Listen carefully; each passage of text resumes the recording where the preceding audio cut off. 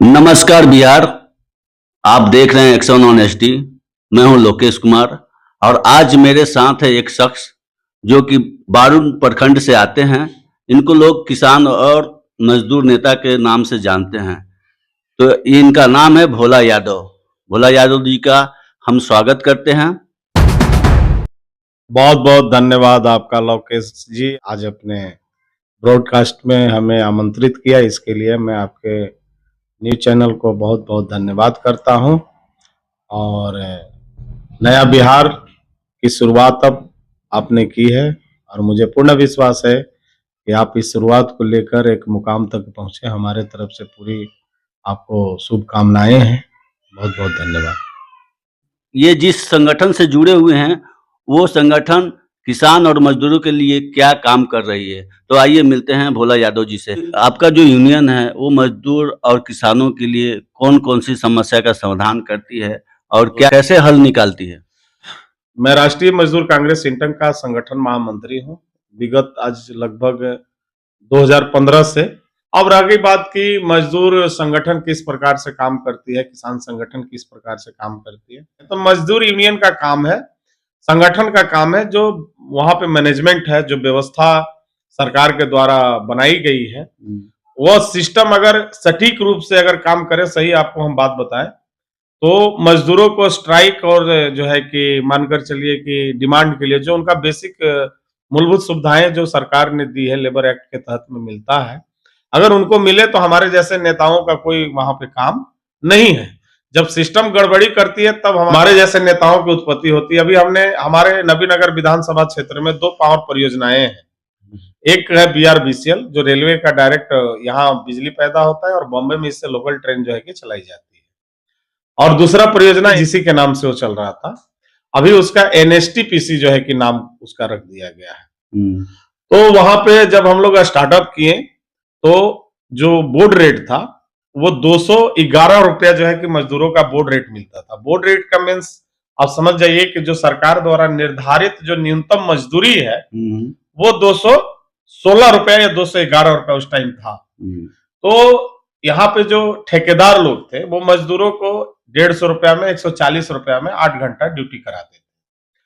तो उस हिसाब से 12 घंटा भी ड्यूटी कराते थे। तो जो वहां के श्रमिक थे, श्रमिकों के द्वारा हम यह मांग की गई कि हमारे लिए कोई लड़े और एक संगठन यहाँ आए। तो हम लोग लड़े वहां पे और आवाज उठाई कि जो न्यूनतम मजदूरी है वो सभी मजदूरों को मिलना चाहिए। मान लीजिए कि सरकार द्वारा घोषित मजदूरी है और उसको मैनेजमेंट जो है कि यहाँ पे मजदूरों को नहीं दिलवा पा रही है, तो कहीं ना कहीं गड़बड़ है। मैनेजमेंट के जो पदाधिकारी हैं वो ठेकेदार के साथ मिलकर मजदूरों का शोषण कर रहे हैं। बात सरकार 45 श्रम कानून को निरस्त करके 4 लेबर कोड जो है कि उसमें जो है कि लोकेश जी ला रहा है। उन चारों लेबर कोड लाया जा रहा है, उसका ट्रेनिंग हमने ली जाकर V V Giri labour national institute sector 24 Noida में। वहां हमें बताया गया कि उस कानून में क्या विशेषताएं हैं, क्या उनकी कमियां हैं।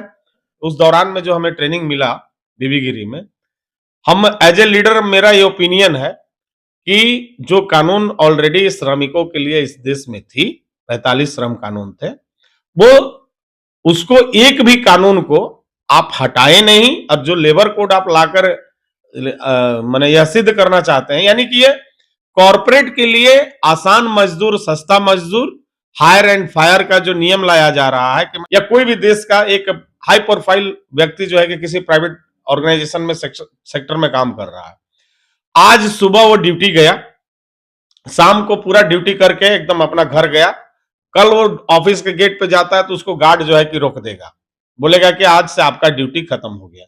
जबकि पुराने कानून में अगर आपको किसी को अपने संस्था से हटाना है, मजदूर को या किसी भी हाई प्रोफाइल नौकरी करने वाले को, लोकेश जी होता क्या है कि जो ऑर्गेनाइजेशन है, जिस सेक्टर में हम काम कर रहे हैं, वो मालिक हमें नोटिस देगा कि आप अगले महीने तक अपना नौकरी का दूसरा व्यवस्था कर लीजिए, हम अपना छटनी कर रहे हैं, ऑफिस में कोई कारण देगा। अच्छा, मैं थोड़ा रोकता हूँ आपको। ये बताइए कि अभी तक की जो सरकारी योजनाएं थी, क्या वास्तविक लाभ मजदूरों तक पहुंच जाती थी? देखिए हम तो बोले इस बात को कि मैनेजमेंट जो होती थी, मैनेजमेंट के जो अधिकारी होते थे, मजदूरों का ठेकेदारी जो प्रथा लाया गया है, ये ठेकेदारी प्रथा से देश के नागरिकों का भला नहीं होगा। अगर राष्ट्रीय संपत्ति है, जो राष्ट्रीय देश की संपत्ति, उसमें सभी का सम्मान जो है के अधिकार है, चाहे वो करोड़पति हो या चाहे वो छोटा एक मजदूर श्रमिक हो, तो उसका फायदा सभी को मिलना चाहिए, है ना? तो मिलता था? नहीं मिलता था, नहीं मिलता था, तभी तो इतने आज भारत के अंदर में 10 ट्रेड नेशनल यूनियन है जो यहाँ रजिस्टर्ड है और पूरे देश में उनका नेटवर्क बना हुआ है। अच्छा। तो आखिर इतना रजिस्ट्रेशन की क्या आवश्यकता थी? अगर सब कुछ अगर सुचारू रूप से मिलता ही श्रमिकों को, तो इतना ऑर्गेनाइजेशन की कोई हमें नहीं लगता है कि आवश्यकता थी। नहीं, तो आपकी जो संगठन है वो इस समस्या को लेकर क्या हल निकाल रही है?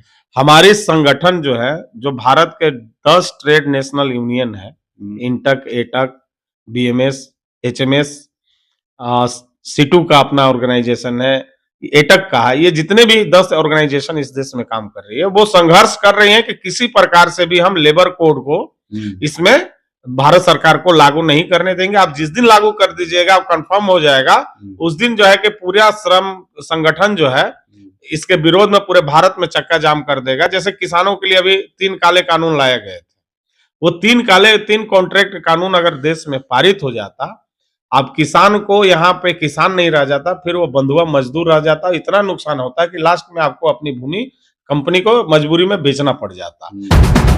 अच्छा, नए रोजगार को बढ़ावा देने के लिए आपकी जो संगठन हो क्या प्रयास कर रही है? हाँ, देखिए, अगर मैनेजमेंट को, हमारी संगठन यह नहीं कहती है कि आप कोई रोजगार या नया इंडस्ट्री देश में नहीं लगना चाहिए। हमारी संगठन कहती है कि आप इंडस्ट्री, सरकार, आप मान लीजिए इन्वेस्टर को लेके आ रहे हैं, तो इन्वेस्टर को लेकर आ रहे हैं, इन्वेस्टमेंट कर रहे हैं, तो संगठन को उससे आपत्ति नहीं है, लेकिन जो श्रम कानून है उसके तहत आप सारे मानकों को आप जो है कि फॉलो करें, तो संगठन आपके यहाँ क्यों जाएगी? और इस क्षेत्र में मैं पूछ रहा हूँ कि देखिए, संगठन कोई भी हो, वो रोजगार क्रिएशन नहीं करता है। संगठन जैसे श्रमिक संगठन है, तो श्रमिकों का सुरक्षा के लिए आप ये पूछिए कि श्रमिकों के आने वाले दिनों में सुरक्षा किस प्रकार से संगठन करेगा। मैं ये जानना चाहता हूँ कि प्रयास क्या है सरकार से? आप लोग क्या अपील करते हैं कि ज्यादा से ज्यादा लोगों को यहाँ पे काम करने का मौका मिले, रोजगार जो है मिले, उसके लिए आपकी संगठन क्या प्रयास करती है? देखिए, आप बात को नहीं समझ पा रहे हैं। हमारा कहना है कि संगठन काम यह करती है कि जो सोशल सुरक्षा है मजदूरों का, श्रमिकों का जो सोशल सुरक्षा है, उसका रक्षा करने के लिए ऑर्गेनाइजेशन, आपको हम बता देना चाहते हैं, पूरे विश्व के अंदर में, अब जैसे कि आईटीएफ है ना, इसका हेड ऑफिस जो है कि इंग्लैंड में है, और जितना भी फूड से जुड़ा हुआ, अभी देखिए हमारे बाघा स्टेशन के बगल में एक बन रहा है रेल कॉरिडोर, उसको क्या बोलते हैं, डीएफसीसी। हाँ, डीएफसीसी बन रहा है। तो अब जो है कि ये कॉन्सेप्ट लाया हुआ लालू जी का है। जब वो विदेश भ्रमण करने के लिए गए थे, तो उन्होंने देखा कि जो माल व्यापारी लोग हैं, उनका माल लाने का जो सिस्टम है, उनको सरकार द्वारा अलग से एक लाइन दिया हुआ है, मतलब रेल बिछाया हुआ है, और उस पे सारा चीज जो है कि जो ट्रांसपोर्टेशन का, जो खाद्य पूर्ति का जो सामग्री है, उसके लिए स्पेशल जो है कि लाइन बनाया गया है। तो ये डीएफआरसी जो है कि लाया गया है, और इससे जो है कि बड़े बड़े गोदाम बनेंगे। अभी यहाँ बघा में के बगल में भी न्यू सोननगर जो बना हुआ है, वहां पे भी बहुत बड़ा गोदाम बनने जा रहा है। यहाँ कम से कम 4-5 हजार आदमी का काम होगा। तो ये आईटीएफ के तहत ही यहाँ पे ऑर्गेनाइजेशन काम करेगा। आप ये मत समझिए कि हमारा हिंदुस्तान में सिर्फ ट्रेडिशन काम करता है, ऑर्गेनाइजेशन काम करता है। पूरे ऑल ओवर वर्ल्ड के अंदर में मजदूरों के सुरक्षा के लिए यह संगठन काम करती है, और सोशल सुरक्षा हम लोग मजदूरों को प्रदान करते हैं। जो नौजुवक मजदूर हैं, उनको जागरूक करने के लिए आपका क्या प्रयास है, क्या प्रयत्न है? देखिए, हम नौजवानों को हमेशा हम ट्रेनिंग लेते हैं, तो हमारे संगठन कहते हैं कि आप लीडरशिप बिल्डअप करिए और लोगों को यह बात समझाइए कि संगठन का काम कोई भी कार्य रोकने के लिए नहीं होता है। अगर मालिक के पास में हमारा 1 रुपया अगर नहीं दे रहा है मालिक, तो हम 1 रुपया के लड़ाई लड़ेंगे। अगर उसमें से अगर 40 पैसा अगर मालिक हमें दे देता है, तो 60 पैसा के लिए फिर संघर्ष होगा। देखिए मजदूर भी कई प्रकार के होता है। अभी नया एक मजदूर का श्रेणी आ गया गिग वर्कर। को डोमिनो में ये जितना भी डिलीवरी बॉय हैं उनकी रक्षा वो भी तो कहीं ना कहीं से काम कर रहे हैं किसी संगठन के लिए, तो उनकी रक्षा कैसे हो। अब जैसे खेतिहर मजदूर है, अनऑर्गेनाइजेशन इनको श्रमिक बोला जाता है, जो किसी संस्था या संगठन में काम नहीं करते, खेत में दिहाड़ी करते हैं, मजदूरी करते हैं, भवन निर्माण का काम करते हैं, सड़क में काम करते हैं, तो उनको जो है कि बोला जाता है अनऑर्गेनाइजेशन सेक्टर। तो आज जितना भी सरकार अगर स्वयं उनके विषय और विस्तार के बारे में, सरकारें तो इसे ढोल बहुत पीटती है कि हमने श्रमिकों को इतना पैसा दे दिया, ऐसे कर दिया, ऐसे रजिस्ट्रेशन करा दिया, वो ढोल पीटेगी, वो दिग्भ्रमित करती है सरकार। अगर कभी भी कोई भी सरकार बनती है तो कहीं ना कहीं उद्योगपति को हमेशा जो है कि प्योरिटी दी जाती है, इसलिए श्रमिक काम करता है। और नए नौजवान जो वर्कर आज जो श्रमिक बन रहे हैं, धीरे धीरे कोई ना कोई सेक्टर में ऑर्गेनाइज या अनऑर्गेनाइज सेक्टर में काम कर रहा है, मैं उनको कहता हूं कि आप अपने हक और हकूक के लिए हमेशा तत्पर रहे। संगठन आपके साथ में खड़ी रहेगी, आपके हक अधिकारों का हनन हम लोग नहीं होने देंगे। और नए लीडरशिप को हम कहेंगे कि आप लोग इस सेक्टर में नौजवान साथी श्रमिकों के लिए ईमानदारी से काम करिए। 10 साल लगभग हो गया हमें श्रमिक संगठन में या किसान के लिए काम करते हुए, तो हमने देखा भाई ईमानदारी से काम किए। जो लीडरशिप आप जाकर लास्ट में जो है कि अपना हथियार उद्योगपति के चरणों में रख देते हैं, वो थोड़ा ज्ञान का अभाव रहता है। अगर वो ट्रेनिंग ले ले कि हम कौन है, अपनी पहचान बनाना है, तो हम कौन है, हमारा काम क्या है, हम समर्पित लोग हैं जो श्रमिकों के लिए जीवन भर मरते दम तक अगर हमारी सांसें चलती रहेगी तो हम किसान मजदूर की आवाज उठाएंगे और बोलेंगे कि नहीं, जो राइट किसानों के लिए बनाया गया है भूमि अधिग्रहण एक्ट के तहत। अभी देख रहे हैं बिहार में 3 तरह का जमीन है, अगर आप कहेंगे तो उस विषय पे भी जाना हम चाहेंगे, जो किसानों की आज मूल समस्या बिहार का है, उनको क्या संदेश देना है, उसके लिए भी हम आएंगे।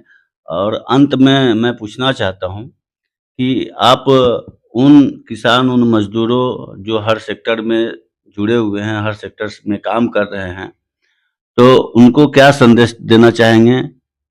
ये भोला यादव जी के तरफ से क्या संदेश रहेगा? कहना है कि जो हमारे श्रमिक जो ऑर्गेनाइजर सेक्टर में जो काम कर रहे हैं, तो उनसे मैं कहना चाहूंगा कि आप शिल्पकार हैं, आप मजदूर हैं, आज यहाँ नहीं तो कहीं भी आप काम कर सकते हैं। आप डरे नहीं, पूरे सशक्त तरीका से आप क्षेत्र में अगर कोई संगठन है तो आप उनका मदद लीजिए और बोलिए कि हमारी जो मजदूरी है वो आपको देना पड़ेगा, चाहे आप नौकरी दीजिए या मत दीजिए। पहले क्या था, जब कांग्रेस की सरकार थी भारत में और जो नियम को बनाया गया था, उसमें था कि मान लीजिए कि अगर आप 100 कंपनी का अगर कोई छोटा सा प्लांट चला रहे हैं, ठीक है, तो आप अचानक बंद नहीं कर सकते, उसके लिए सरकार को आपको रीजन देना पड़ता था, क्योंकि 100 लोगों का वहां पे रोजगार चल रहा था।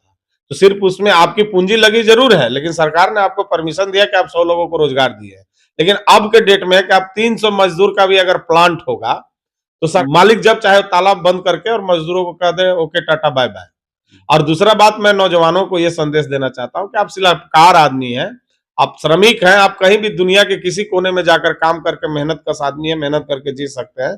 इसलिए कहीं भी आपके साथ में अन्याय हो तो अन्याय को बर्दाश्त ना करें, अपने खिलाफ में आवाज को हमेशा आप बुलंद रखिए। तो ये थे हमारे बीच धनंजय कुमार यादव उर्फ भोला यादव, एक यूनियन लीडर हैं, और इनकी बातों को समाज को, सरकार को ध्यान पूर्वक सुनना चाहिए। इनकी ये जो समस्या लेकर जाते हैं और सरकार को इस पर विशेष ध्यान देनी चाहिए।